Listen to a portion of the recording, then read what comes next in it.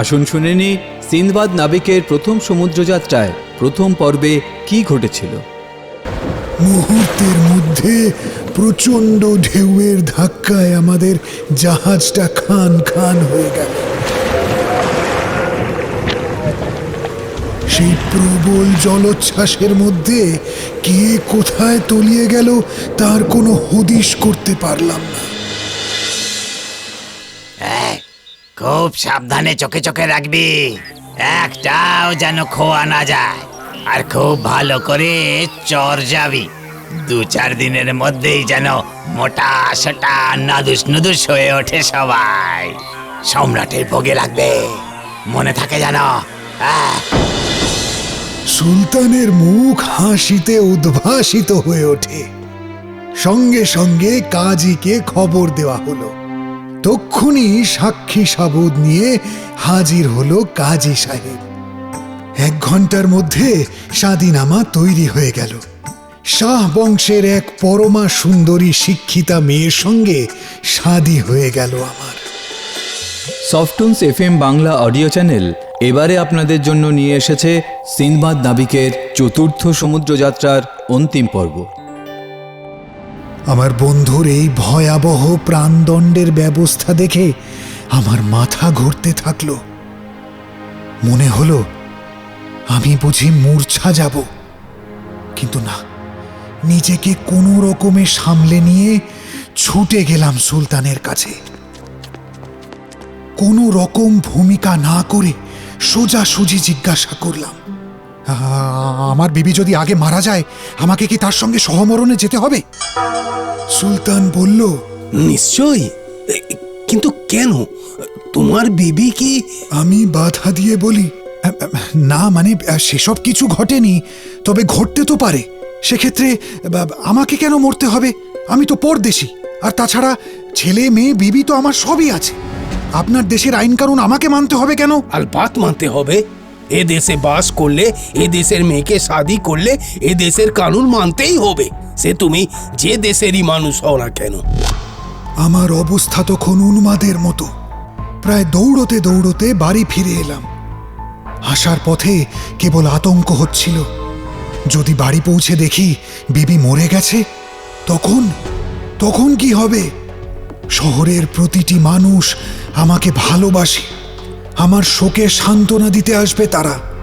আমার বিরাট প্রাসাদে তিল ধারণের জায়গা থাকবে না, লোকে লোকারণ্য হয়ে যাবে। এরপর সব যাত্রায় সঙ্গী হতে আসবেন সুলতান, উজির, আমির, সেনাপতি সবাই। এদের চোখে ধুলো দিয়ে পালানো যাবে না, বেঘোরে প্রাণ হারাতে হবে। কিন্তু না, ওসব কিছুই হয়নি। বিবি আমার বহাল তবিয়তেই আছেন। ধরে প্রাণ এলো, কিন্তু কথায় আছে, খোদার মার দুনিয়ার বার। নসিব খারাপ। কিছুদিন যেতে না যেতে আমার বিবি জান অসুখে পড়ল। শরীর থাকলেই অসুখ বিসুখ হয়, তাই নিয়ে আতঙ্কিত হওয়ার কি আছে, এই বলে মনকে প্রবোধ দিই। কিন্তু ঘর পোড়া গরুর সিঁদুরে মেঘ দেখলেই ডর হয়। আমার দশাও তাই। শুধুই মনে শঙ্কা জাগে, যদি অসুখ না সারে, যদি আর শয্যা ছেড়ে না ওঠে সে। যেখানে বাঘের ভয় সেখানেই সন্ধ্যা হয়।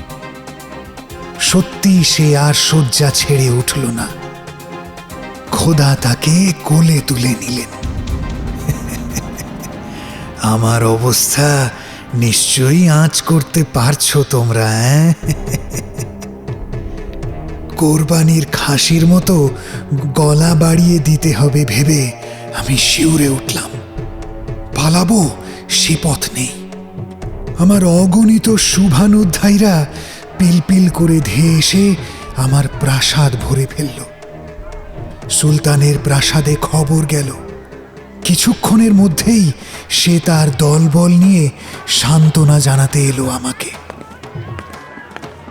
সুলতান শাস্ত্রু নয়নে বলল, বিধাতার বিধান মেনে নিতেই হবে বাবা। এই সংসারের মায়া মোহব্বত সব কাটিয়ে তোমাকে আজ তার দোসর হতে হবে। আমাদের শাস্ত্রের এই বিধান, এবং এর চেয়ে বেশি পুণ্য আর কিছুতে হয় না। হাসি মুখে তোমার বিবির অনুগামী হও বেটা। মন পার্থিব কামনা বাসনা মুক্ত করো, দেখবে তখন এই পার্থিব জগতে থাকতে আর মন চাইবে না। সুলতানের এই বাকতালা আমার তখন সহ্য হচ্ছিল না। এই লোকটার জন্যই আজ আমার এই দশা। দেশে বিবি বাচ্চা থাকতে এখানে একটা মেয়েকে গছিয়ে দিল সে। আর এত বড় বদমাস, সব কথা খোলসা করে বলেনি আমায়। এই রকম বর্বর আইন কানুন আছে এদেশে, সে কথা আগে জানলে কে সেধে হাড়ি কাঠে মাথা গলাতো। ঘরের ছেলে ঘরে ফিরে যেতাম, বিবি বাচ্চাকে নিয়ে সুখে সংসার করতাম। শুধু এই সুলতান বেটাই আমাকে আটকে রেখে দিল। বলে কিনা, তোমায় আমি ছাড়বো না, তোমাকে আমি পেয়ার করি, আমাকে ছেড়ে চলে গেলে প্রাণে বাঁচবো না, তুমি এখানে শাদি করে সংসার পাতো। তখন কি বুঝেছিলাম যে লোকটা আমাকে এখানকার মাটিতে জ্যান্ত কবর দেওয়ার ফন্দি আটছে? আমি আর্তনাদ করে উঠলাম, আমাকে আপনারা ছেড়ে দিন, আমি দেশে ফিরে যাব। সেখানে আমার বিবি বাল বাচ্চা আছে, আমি পরদেশী। এভাবে আমাকে মেরে ফেলা আপনাদের অন্যায়। কিন্তু আমার কথায় কর্ণপাত করল না কেউ। আমার বিবিকে শাদির সাজে সাজানো হলো। দামি দামি রত্নালঙ্কারে মুড়ে দেওয়া হলো তার সারা শরীর। তারপর একখানা সাদা কাপড়ের আচ্ছাদনে ঢেকে শবদেহটা কাঁধে তুলে নিল কয়েকজন। সব মিছিলের পুরো ভাগে আমার বিবি, তার পিছনে আমি, আমার পিছনে সুলতান, তারপর উজির আমির এবং অগণিত শুভানুধ্যায়ীরা। ধীর পথে আমরা এগিয়ে চলি সমাধি ক্ষেত্রের দিকে। সমুদ্র সন্নিহিত পর্বত পাদদেশে সেই ইদারার কাছে এসে দাঁড়ালাম আমরা। শবদেহ নিচে নামানো হলো। আচার অনুষ্ঠান শেষ হওয়ার পর আমার বিবির মৃতদেহটা ইদারার নিচে নামিয়ে দেওয়া হলো। এবার আমার পালা। একটা কলসিতে জল ভরে সঙ্গে 7খানা রুটি আমার পিঠে বেঁধে দিল ওরা। আমি এবার ডুকরে কেঁদে উঠলাম, দোহাই আপনাদের, আমাকে ছেড়ে দিন। কিন্তু কেউ শুনল না সে কথা। আমার হাতে পরিয়ে দিল দড়ির ফাঁসি। তারপর কয়েকজনে মিলে জোর জবরদস্তি করে নামিয়ে দিল ইদারার নিচে। উপর থেকে চিৎকার শোনা গেল, ফাঁসটা খুলে দড়িটা ছেড়ে দাও। কিন্তু আমি ওদের কথা শুনলাম না। ঠিক করলাম দড়ি আমি ছাড়ব না। বারবার ওরা আমাকে হুকুম করতে থাকলো, দেরি করো না, দড়িটা ছেড়ে দাও, আমরা ফিরে যেতে পারছি না। তবু ওদের কথা শুনলাম না।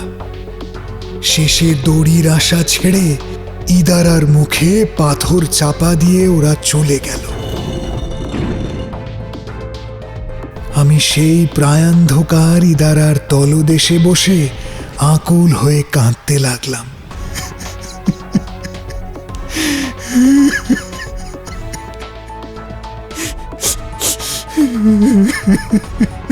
কেঁদে কেঁদে ক্লান্ত হয়ে শেষে একসময় ঘুমিয়ে পড়লাম। সারাটা দিন সারাটা রাত অসাড় ঘুমে কেটে গেল। পরদিন সকালে ঘুম ভাঙল, প্রচণ্ড খিদে, পেট জ্বলছে। একখানা রুটি আর একটু জল খেলাম। চারিদিকে ভালো করে চেয়ে দেখলাম অসংখ্য নরকঙ্কাল। কতগুলো মৃতদেহে পচন ধরেছে, আর কতগুলো এখনো আনকোরা, পচা দুর্গন্ধে গা গুলিয়ে যেতে লাগলো। কিন্তু কিন্তু উপায় বা কি? ভেবে ভেবে আতঙ্কিত হতে থাকলাম। এই রুটি কখানা ফুরিয়ে গেলে একদিন অনাহারে শুকিয়ে মরে যেতে হবে এখানে। এই এই আমার নিয়তি। আমি আমার নসিবের কথা ভাবছি। কেন এই পরবাসে শাদী করার শখ হয়েছিল আমার? দেশের ছেলে দেশে ফিরে গিয়ে বিবি বাল বাচ্চাদের নিয়ে সুখে সংসার করতে পারতাম, কিন্তু কিন্তু কেন আমার এই দুর্মতি হলো? এখন এইভাবে অপমৃত্যু বরণ করতে হলো। এর চেয়ে সেই হীরক পাহাড়ে সাপের গহ্বরে প্রাণ হারালে ক্ষতি কি ছিল? কিংবা কিংবা সেই নরখাদকরা যদি আমাকে কাবাব করেই খেত, তাতেই বা কি হতো? সেও মৃত্যু, এও মৃত্যু। সবচেয়ে ভালো হতো যখন জাহাজখানা খান খান হয়ে গেল, সেই সময় সমুদ্রের তলায় তলিয়ে যাওয়া। সে মৃত্যু অনেক গৌরবের হতো। আমি নিজের চুল ছিঁড়তে থাকি, ইঁদারার দেয়ালে কপাল ঠুকি, অসহায়ের মতো আর্তনাদ করি।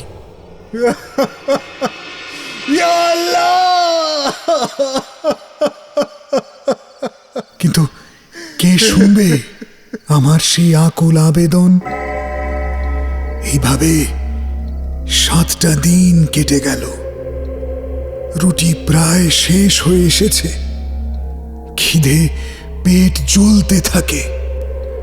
তবুও এখনো ওই এক খণ্ড রুটির দিকে তাকিয়ে ভাবতে পারছি আরো 2-1টা দিন হয়তো বাঁচতে পারবো। মত শিওরে এলে বাঁচার স্বাদ বড় বেশি করে জাগে। খিদের বড় জ্বালা। খাবো না করেও রুটির শেষ খণ্ডটুকু খেয়ে ফেললাম। এরপর আরো 2 দিন কেটে গেল। আর বুঝি বাঁচা গেল না। জঠরের যন্ত্রণায় কাতর হয়ে পড়লাম। বুঝতে পারলাম মৃত্যু আমাকে হাতছানি দিয়ে ডাকছে। চোখ বন্ধ করে আল্লাহর নাম জপ করতে থাকি। হঠাৎ এক ঝলক আলো এসে উদ্ভাসিত হয়ে গেল আমার আশপাশ। উপরে তাকিয়ে দেখলাম পাথরখানা সরে গেছে। একটি নতুন শবদেহ নিচে নেমে আসছে। মৃতদেহটি একজন বৃদ্ধের। এরপরেই দড়ি বেয়ে নেমে এলো তার বিবি। পিঠে বাঁধা 7খানা রুটি আর 1 কলসি জল। আমি উঠে গিয়ে নিয়ে এলাম কঙ্কালের 1খানা পা। সেই হাড়ের ডান্ডা বসিয়ে দিলাম বুড়িটার মাথায়। একটা বাড়ি মারতেই সে লুটিয়ে পড়ল। আর একটা বাড়ি দিতেই সব শেষ। এই পৈশাচিক হত্যাকাণ্ড করতে হলো ওই মাত্র 7খানা রুটির জন্য। যেন তেন প্রকারে আমাকে প্রাণ ধারণ করতে হবে। তখন আমার একমাত্র চিন্তা, কোনটা ন্যায় কোনটা অন্যায়, কোনটা ধর্ম কোনটা অধর্ম, সে জ্ঞান বুদ্ধি তখন আমার লুপ্ত হয়ে গেছে। সেই কখানা রুটি আর 1 কলসি জলে আরো কয়েকদিন চলল। এরপর আবার একদিন কূপের মুখ উন্মুক্ত হলো। নেমে এলো একটি বিবির মৃতদেহ আর তার জীবন্ত স্বামী। আবার খাবার সংগ্রহ করলাম। এইভাবে অনেক দিন বেঁচে থাকলাম আমি। একটা একটা করে মৃতদেহ আসে আর তার সঙ্গীকে হত্যা করি আমি। একদিন আমি আমার জায়গায় শুয়ে ঘুমোচ্ছিলাম। হঠাৎ একটা অদ্ভুত শব্দে ধর্মর করে উঠে হাড়ের ডান্ডাটা হাতে বাগিয়ে ধরলাম। শব্দটা অনুসরণ করে পায়ে পায়ে এগিয়ে যেতে থাকি। বেশ বুঝতে পারি বড় সড়ো গোছের একটা প্রাণী ছুটে চলে গেল। আমিও তার ছায়া অনুধাবন করে ছুটে চলি।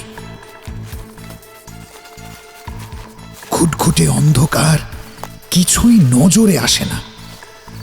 তবু চলতে থাকি। ব্যাপারটা কি দেখতে হবে তো। এইভাবে অনেকক্ষণ চলার পর হঠাৎ একটি আলোর রশ্মি এসে পড়ল আমার মুখে। সেই আলোর নিশানা ধরে আমি এগিয়ে চললাম। ক্রমশ সামনেটা পরিষ্কার হয়ে আসে। আরো এগিয়ে যাই। আলোর বন্যায় চোখ আমার ঝলসে গেল। তখনও আমি কিন্তু ভাবতে পারছি না এই আমার মুক্তির পথ। বরং মনে হলো এ বুঝি আরো একটা মৃত্যুকূপ। কিন্তু একটু পরেই আমার ভ্রম কাটল। সেই দিবালোকে পরিষ্কার দেখলাম একটি মাংসভোগ জানোয়ার দৌড়ে পালিয়ে গেল। আমি আনন্দে চিৎকার করে উঠলাম,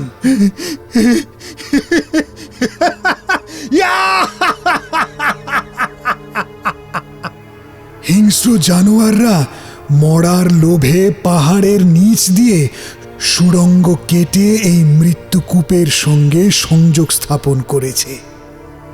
রাতের বেলায় তারা চুপি সাড়ে এসে লাশ টেনে নিয়ে চলে যায়। জানোয়ারটাকে অনুসরণ করে আমি এগিয়ে যাই। এবার আমি উন্মুক্ত আকাশের নিচে এসে দাঁড়াই। সামনে সমুদ্র, পিছনে খাড়াই পাহাড়। প্রাণ ভরে মুক্ত হাওয়ায় নিঃশ্বাস নিই।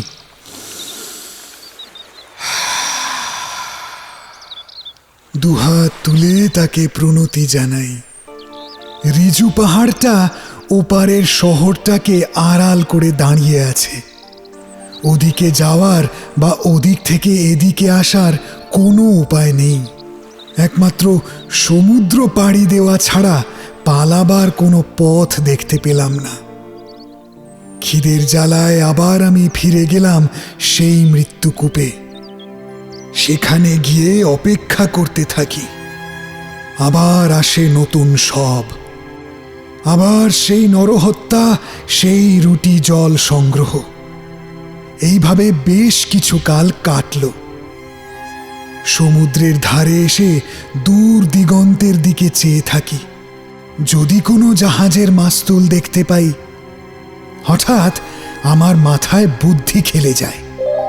মৃত্যুকূপে এসে হিরে জহরত অলঙ্কারাদি সংগ্রহ করতে থাকি। কতকাল ধরে কত হাজার হাজার মানুষের সমাধি হচ্ছে এখানে। তার অর্ধেকটাই নারী। তারা সবাই রত্নাভরণে সজ্জিতা হয়ে আসে।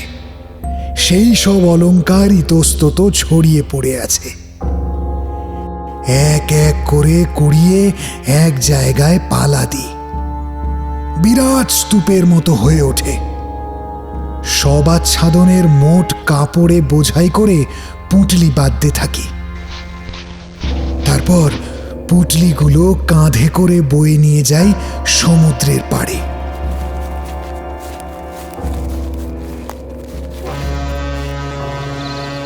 দীর্ঘ প্রতীক্ষার পর একখানা জাহাজ দেখতে পাই। মাথার পাগড়ি খুলে এদিক ওদিক দোলাতে থাকি। কাপ্তেনের যাতে এদিকে নজর পড়ে সেজন্য এধার ওধার ছুটোছুটি করি। নসিব সাথ দিল। কাপ্তেন সদয় হয়ে একখানা ছোট ডিঙি পাঠিয়ে দিল আমার কাছে। পুটলিগুলো সঙ্গে নিয়ে নৌকোয় চেপে বসলাম।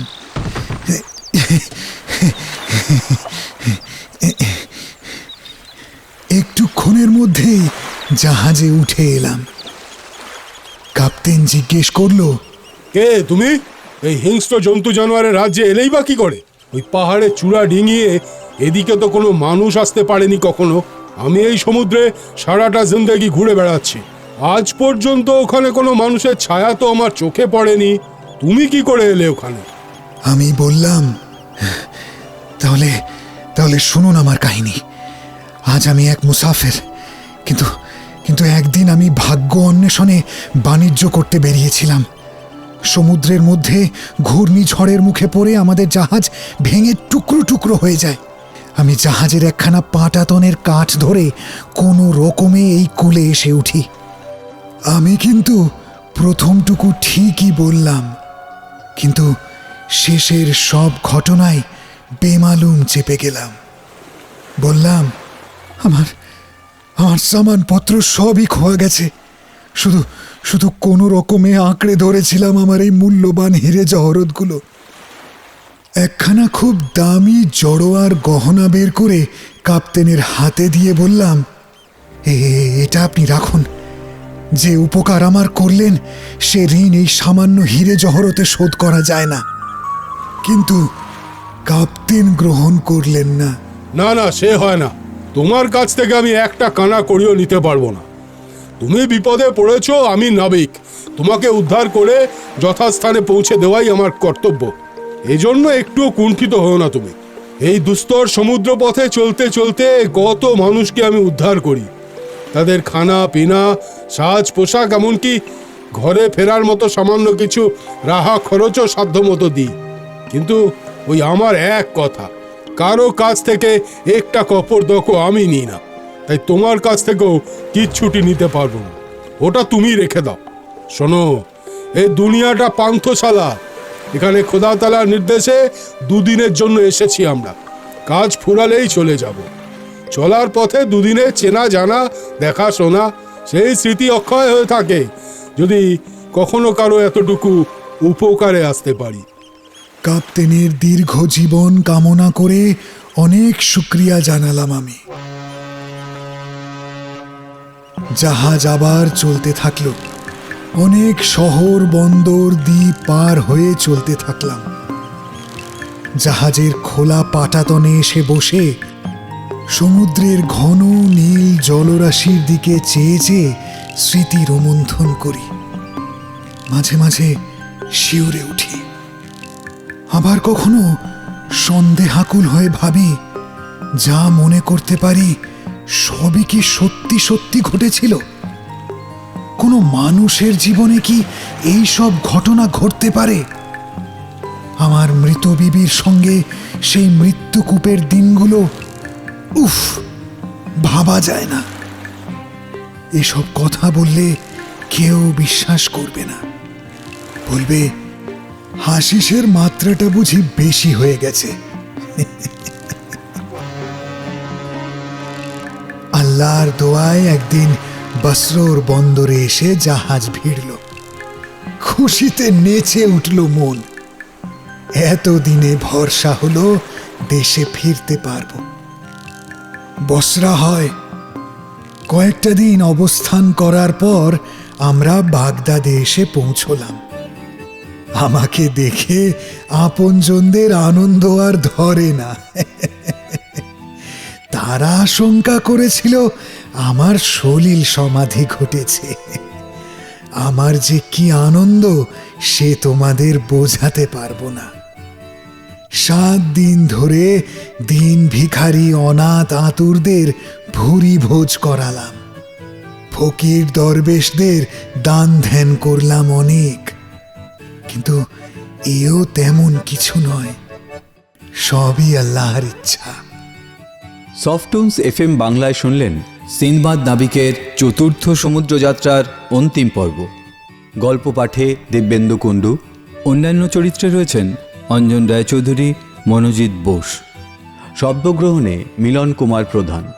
ধ্বনি পরিকল্পনা ও স্পেশাল এফেক্টস কৌশিক পাইন। পরিকল্পনায় বিশ্বজিৎ মুখার্জি। সামগ্রিক পরিচালনায় সৌরভ মণ্ডল। প্রচার ও অলঙ্করণে সফটুনস।